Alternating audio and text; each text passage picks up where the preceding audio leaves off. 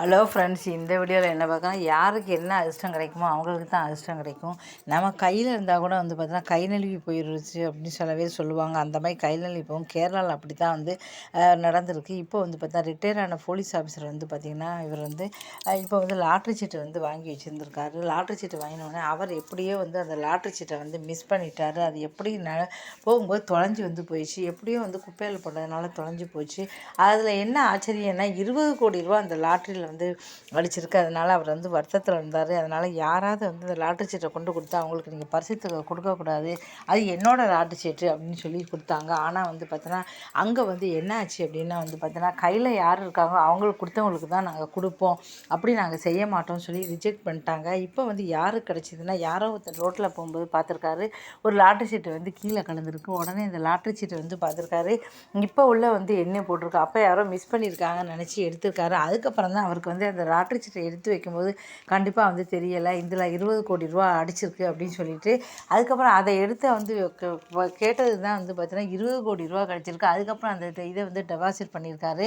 கிட்டத்தட்ட அவருக்கு ஒரே நாள் ராத்திரி தான் அவர் பார்த்தீங்கன்னா சாதாரண ஒரு மிடில் கிளாஸ் ஃபேமிலியில் தான் இருந்தார்.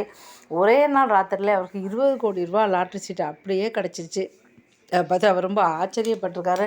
எனக்கு இப்படி ஒரு அதிர்ஷ்டம் கிடைக்கும்னு எதிர்பார்க்கவே இல்லை. ரோட்டில் கிடந்துச்சு, சரி எடுத்து பார்த்தேன், டேட்டு போட்டிருந்துச்சு, சரி இதில் அடிக்குதா பார்ப்போமான்னு நினச்சேன். ஆனால் 20 கோடி ரூபா அடிச்சுது அப்படின்ட்டு நினச்சே பார்க்கல அப்படிங்கிறாரு. ஒரே நாள் ராத்திரியில் அவர் மிகப்பெரிய ஒரு கோடீஸ்வரர் ஆகிட்டார். கேரளாவில் நடந்த இந்த சமயம் பார்த்தா நிறைய பேருக்கு ஆச்சரியத்தை ஏற்படுத்துது. ஆனால் கையில் கிடச்சி கூட நழுவி ஆயிடுச்சு அப்படின்னா அவர் எவ்வளோ வருத்தப்பட்டிருப்பார். அவர் கையில் கிடச்ச அவர் வாங்கின லாட்ரி சீட்டை எப்படியோ பார்த்திங்கன்னா அதை மிஸ் பண்ணி அதை குப்பையில் போட்டு யாரோ எடுத்துகிட்டு போய் 20 கோடி ரூபா கிடச்சிருக்கா. ஆனால் அவருக்கு பார்த்தீங்கன்னா கையில் கிடைச்சது வாய் கிடைக்கலன்னு சொல்லுவாங்க. அந்த மாதிரி பார்த்திங்கன்னா இப்போ அவர் பாருங்கள் அந்த லாட்ரி சீட்டை தவறுக்காரு. இல்லைன்னா அவருக்கு இப்போ 20 கோடி ரூபா கிடச்சிருக்கு. இதைத்தான் அதிர்ஷ்டம் அப்படிங்கிறது. இதை தான் கூரையை பிச்சுட்டு இது கொடுக்கும் தெய்வம் அப்படின்னு சொல்லுவாங்களே, இப்படி தான் வந்திருக்கும். அவர் நினச்சி பார்ப்பாரா நம்ம ஒரு கோடீஸ்வரர் ஆக போகிறோம், நம்ம ஒரே நாள் கிடைக்கும்ன்ட்டு. அதனால் ரோட்டில் இருந்தது அவர் கையில் எதனால் கிடைக்கணும், இதுக்கு தான் சொல்லுவாங்க யாருக்கு எப்போ என்ன கிடைக்கணுமோ சொல்லு அது கிடைக்கும். கையில் கிடைச்சா கூட நமக்கு நம்ம கையில் பைசா வரந்தனி சொன்னாங்க. அது எந்த காசாக இருந்தாலும் சரி நமக்குன்னு எழுதி வச்சுருப்பாங்க. அந்த காசு மட்டும்தான் கிடைக்கும். நமக்கு எழுதாத எப்படினாலும் சரி எழுதாத காசு எதுவுமே நமக்கு கிடைக்காது, அப்படி தான் சொல்லுவாங்க. இந்த வீடியோ பிடிச்சா மறக்காமல் சேனலை சப்ஸ்கிரைப் பண்ணுங்கள். இதுமாதிரி நிறைய வீடியோக்கள் போட்டிருக்கேன். தொடர்ந்து பார்த்து ஆதரவு கொடுங்க. நன்றி, வணக்கம்.